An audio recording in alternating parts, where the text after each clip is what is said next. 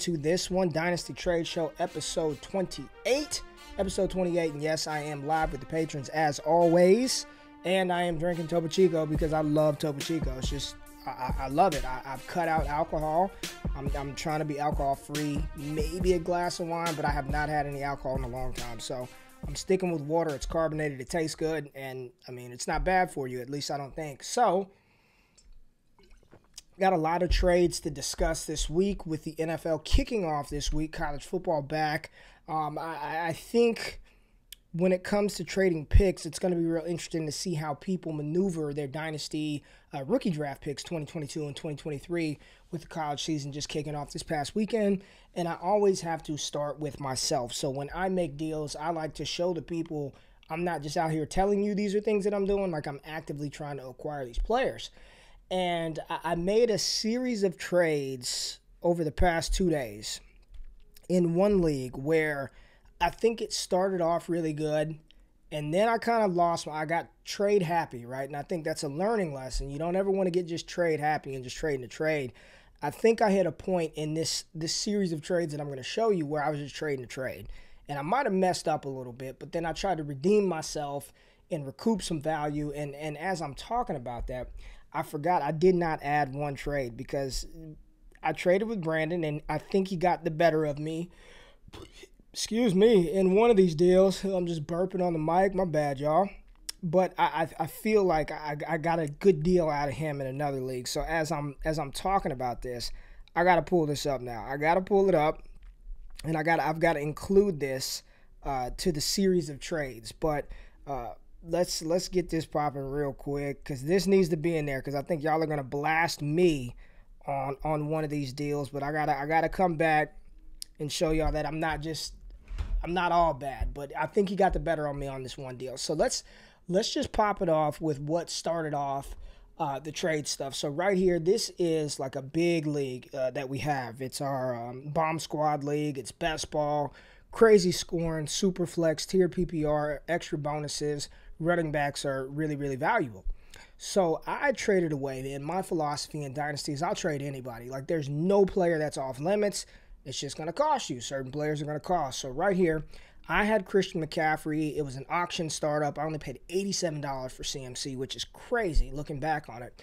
But I traded Christian McCaffrey and received Zeke Elliott, Damian Harris, and Justin Jefferson. So I trade CMC. I get Zeke, Damian Harris, and Justin Jefferson.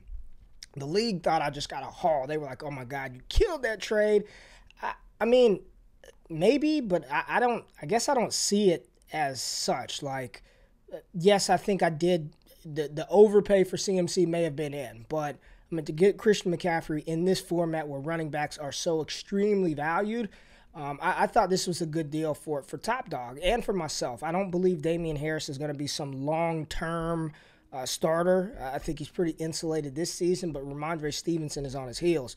We know Justin Jefferson is a top 5 Dino tight end, so I'm a Dynasty wide receiver at worst. And then Zeke Elliott, man. A lot of people talk trash about Zeke, but Zeke is still a top running back in the NFL.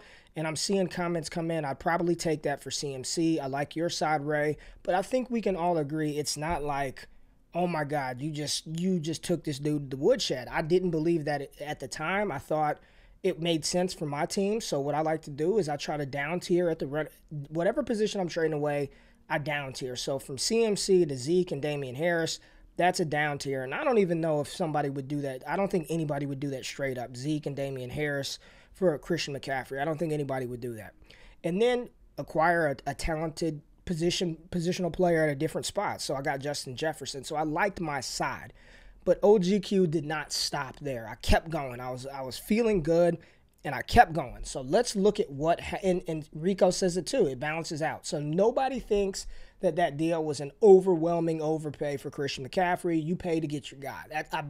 I wholeheartedly believe you get your guy, sometimes no matter the cost. So let's just see it one more time. I had CMC. I send him away. I've got Zeke, Damian Harris, and Justin Jefferson. Now, what do I do next? So I send an offer to my good friend Brandon, and he accepts this offer. So I traded Mac Jones, Justin Jefferson, who I just acquired, and Gus Edwards, who I had picked up for like $6 in the auction. So Mac Jones, Justin Jefferson, and Gus Edwards. I get back Trey Lance, Deontay Johnson, and Derrick Henry. All right. So I had Mac, trade Mac, and Justin Jefferson, and Gus Edwards for Trey Lance, Deontay Johnson, and Derrick Henry. This is the one where I was like,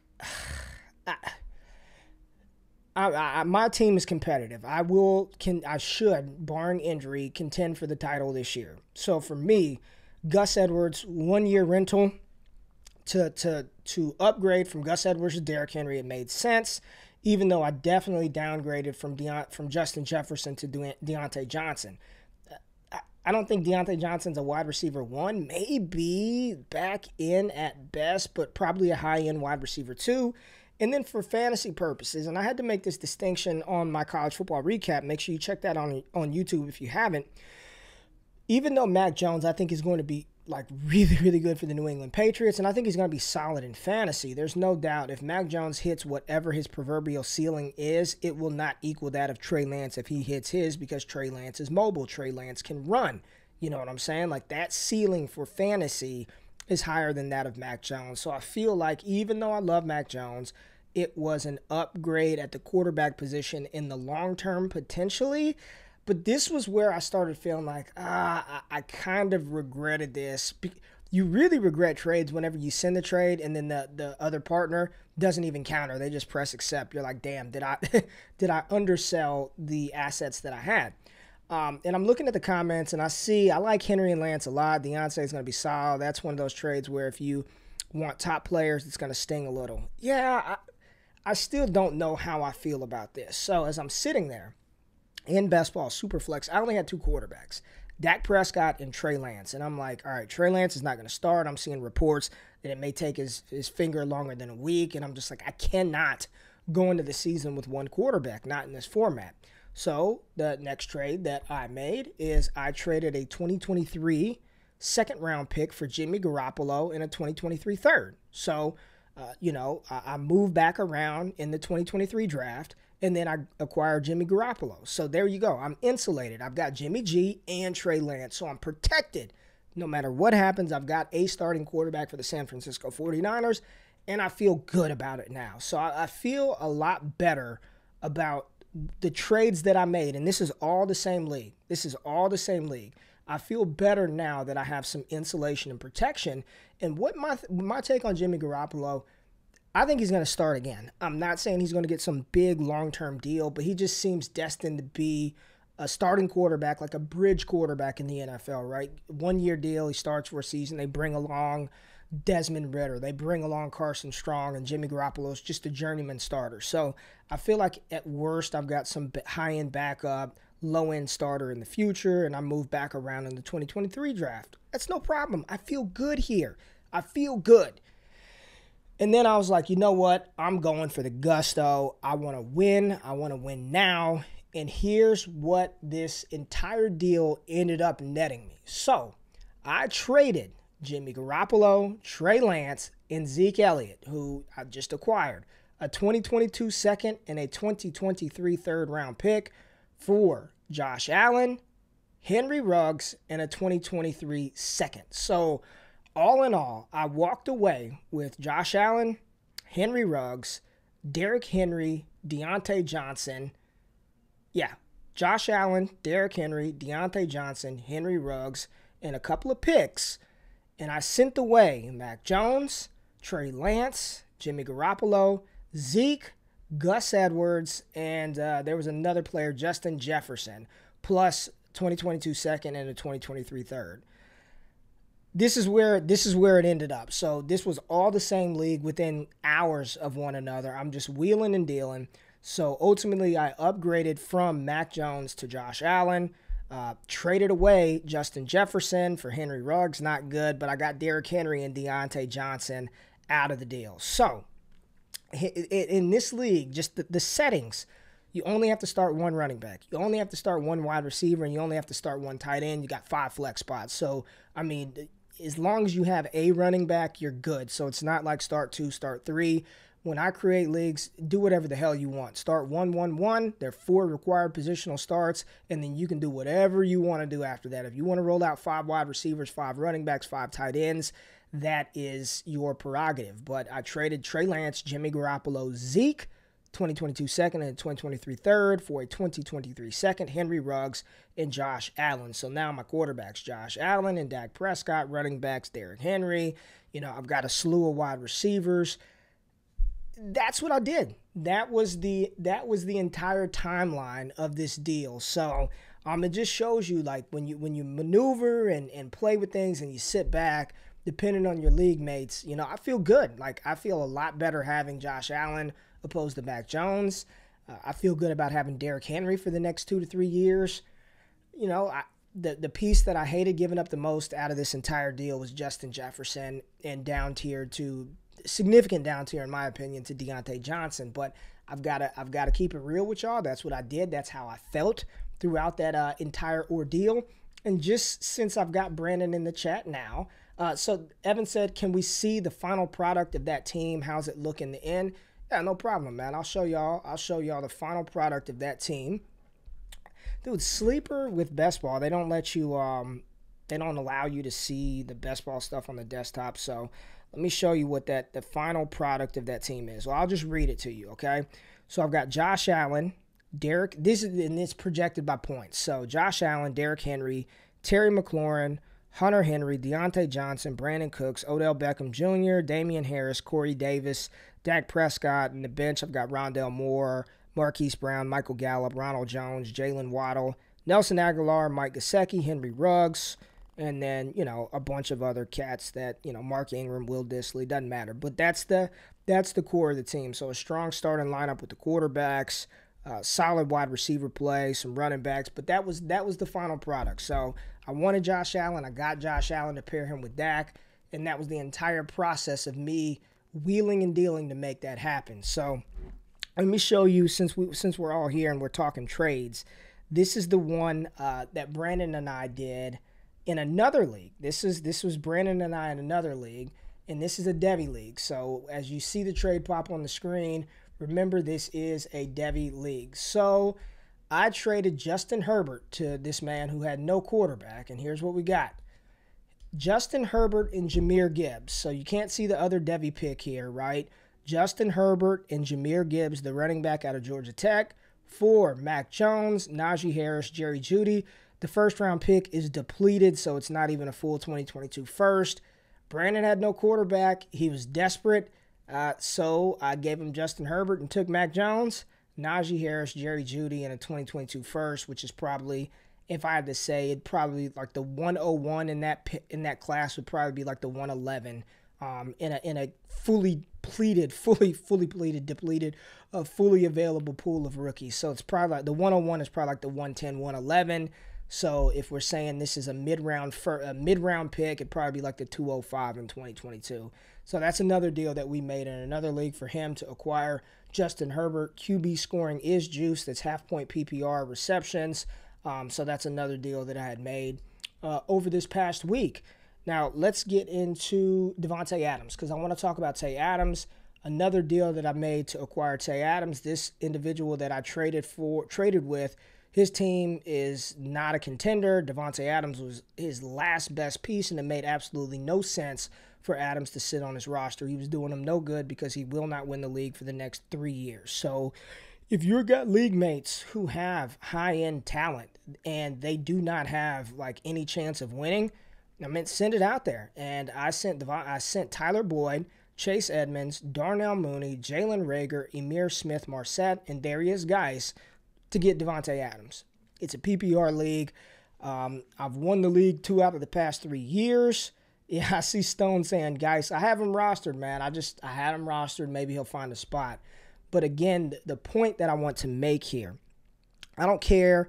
And Evan's starting to talk like me. Noise, a lot of noise. And sometimes you can get people with noise, man. Like you see these deals with a bunch of picks, a bunch of players. It's noise. Like Davante Adams was my prize. I would have given up another couple of players in order to get Adams. But the point that I'm making is look around your league. See what league mates have aging elite talent on a very bad roster, a roster that will not compete for this foreseeable future and offer noise. And in my opinion, I don't care what Boyd, Edmonds, Darnell Mooney, Rager, Geis, Amir Smith, Marset do.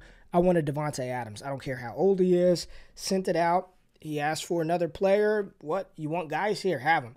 And we got the deal done. So, again, I try to practice what I preach. Avoid the noise. Fade the noise. And Evan hit the nail on the head.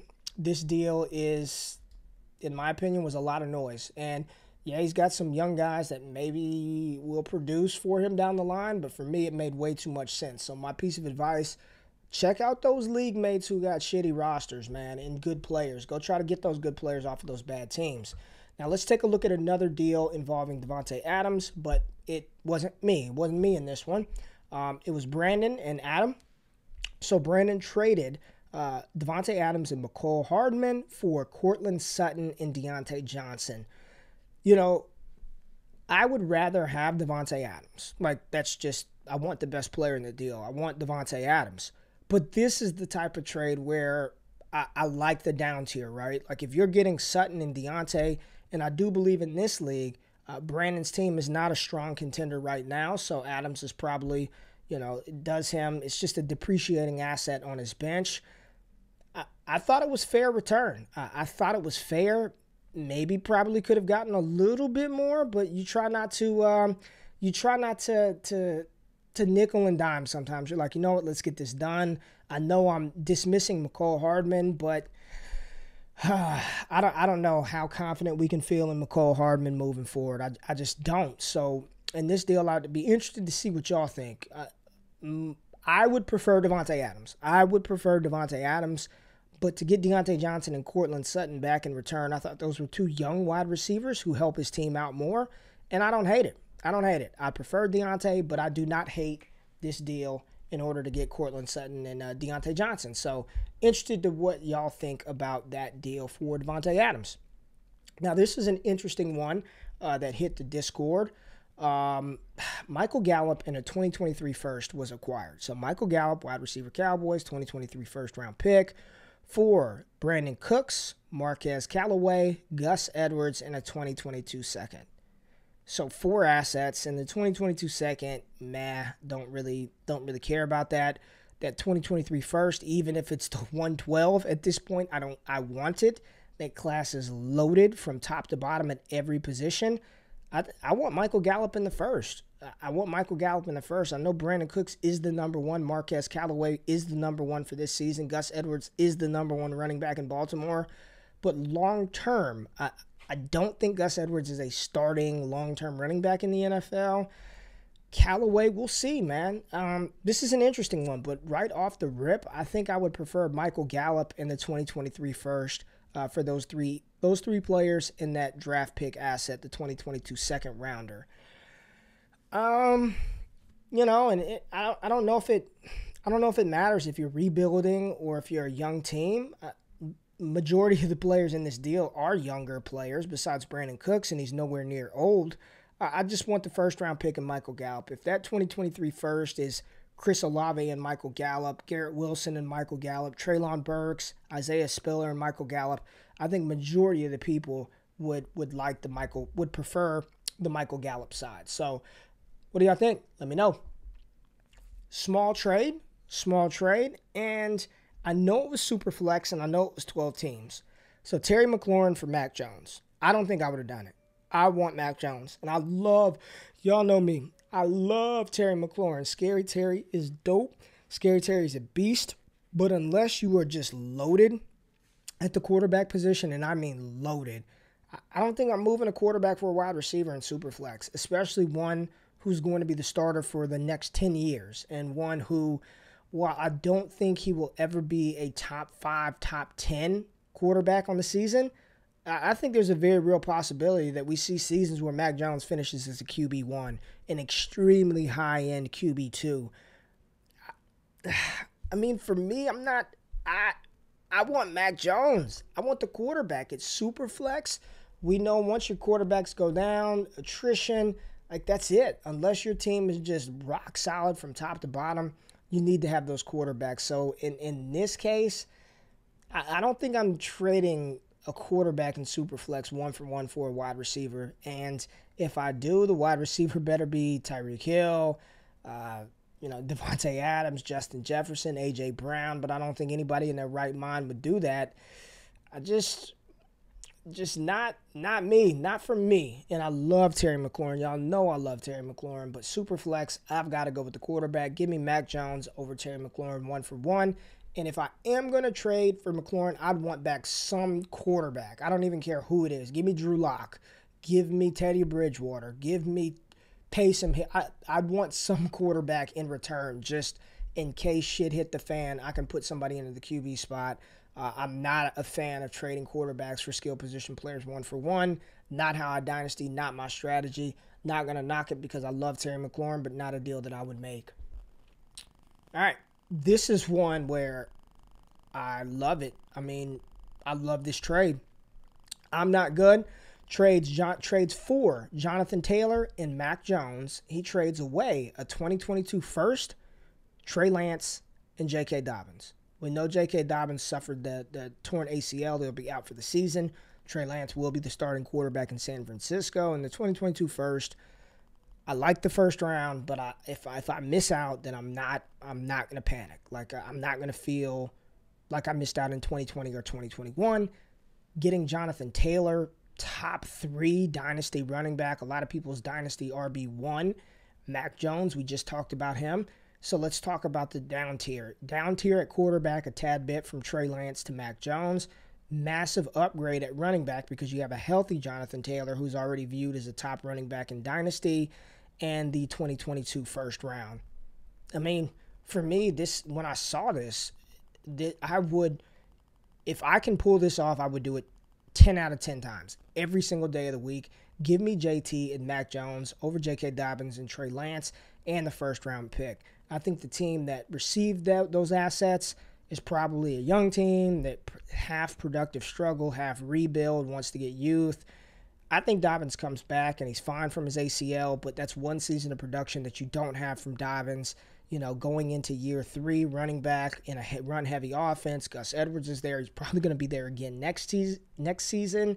So what you're looking at for J.K. Dobbins, best case scenario for him to have the full-time feature role is in 2023, so year 4 for him, because it's not this year. I doubt they're just going to give him the full workload in 2022. So you're banking on Dobbins getting being the guy in 2023, whereas at that point, Jonathan Taylor is probably the runaway RB1 in Dynasty, just locked and loaded stud, 2,000-yard rusher.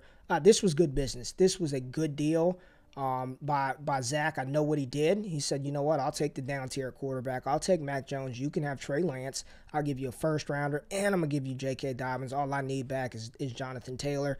Savvy move. Love this trade. Love it, love it, love it. When I saw it, I was like, yep, this is a dude who's been tapped into Destination Debbie. This is a dude who does his due diligence. This is a damn good trade. Love that deal. All right. We've got a deal with David Montgomery and Tyler Lockett being acquired for Henry Ruggs, Travis Etienne, and a 2022 second. I mean, come on, man. Who does this? Like, how? Why on earth? I mean, at this point, if you told me, Ray, you can have David Montgomery or Travis Etienne, Henry Ruggs in a 2022 second, dude, I'm taking David Montgomery over all 3 of those assets, let alone including one of the most underrated wide receivers in the NFL, tethered to a Hall of Fame quarterback, Tyler Lockett, who there are going to be weeks where he's the primary target for Russell Wilson. So I'm getting Tyler Lockett on top of David Montgomery, or flip the script. If somebody offered me Tyler Lockett for Henry Ruggs, Travis Etienne in a second, I don't think we'd be too far off from striking a deal at that point. And then you include David Montgomery to the picture. That's easy money, man. That is easy money. Give me Lockett. Give me Monty. I think Monty's in for a big season in Chicago. And once Justin Fields takes over as the starting quarterback, as the podfather Matt Kelly himself says, the Alfred Morris corollary, when you've got a dual threat quarterback, freezing the outside linebackers, taking the attention off of the middle, opens up bigger lanes for your running back. So I love David Montgomery this season, and I really like him in Dynasty right now. Think he's one of those guys who's just disrespected a little bit because of pre-draft narratives that people still want to hang on to, that meme, the feet of Saquon Barkley, the vision of LaDainian Tomlinson, the speed of Jamal Charles. You know that silly thing about David Montgomery, but a really good running back that I think is a tad bit undervalued in Dynasty right now. Give me Lockett, give me Monty for the now and for the future over Henry Ruggs, Travis Etienne, and a 2022 second. Now, this is the big thing that we need to talk about. We don't see a ton of deals with Patrick Mahomes. We just don't see that. And I don't think people really understand how valuable he is in Dynasty. I'm in some negotiations right now where I've got Patrick Mahomes and Travis Kelce on the block. And what I'm looking to do is down tier at quarterback, right? So go from Patrick Mahomes to Dak Prescott, Patrick Mahomes to Joe Burrow, Patrick Mahomes. I'm just throwing out quarterbacks in that range, right? I'm just saying Baker Mayfield, but get down to your quarterback and get a whole bunch of assets. So right here, we see a trade. Patrick Mahomes and Tyreek Hill were acquired for Justin Fields, Trey Lance, and Amari Cooper. Patrick Mahomes and Tyreek Hill stack for Fields, Lance, and Cooper. Fields and Lance have the potential to be top 5 Dynasty quarterbacks, legitimately. Both of those guys, it could be Lance, Fields, Mahomes, Josh Allen, Justin Herbert. That could be your top 5 in 2 years. That could be your top 5. So, but it's still potential. They also can bust and flame out and not be anything. Amari Cooper, still one of the best wide receivers in the NFL. Again, another player who's underrated annually, and a lot of people think because CeeDee Lamb is there, he's going to take everything, and Amari Cooper's going to be left for dust. But is this enough to move off of Patrick Mahomes, Tyreek Hill? Is this enough? And I say no. I say no. So for those of y'all out there trying to get Patrick Mahomes from me, or you've got Patrick Mahomes and you're looking to move players, like, this ain't what I want. I need a proven quarterback, plus probably a young quarterback, plus multiple picks. I just don't think people really understand how insulated Mahomes is. I mean, he is locked and loaded, top 5 Dynasty quarterback from now probably until he's like 32 years old. Like, honestly, from now until he's 32, 33, he's going to be a top 5 Dynasty quarterback. That's protection, that's insulation, and we know that they're going to do everything in their power to surround him with talent. I'm seeing mock drafts with Treylon Burks, with Chris Olave mocked to Kansas City just to keep Mahomes in good spirits, to keep that offense high flying.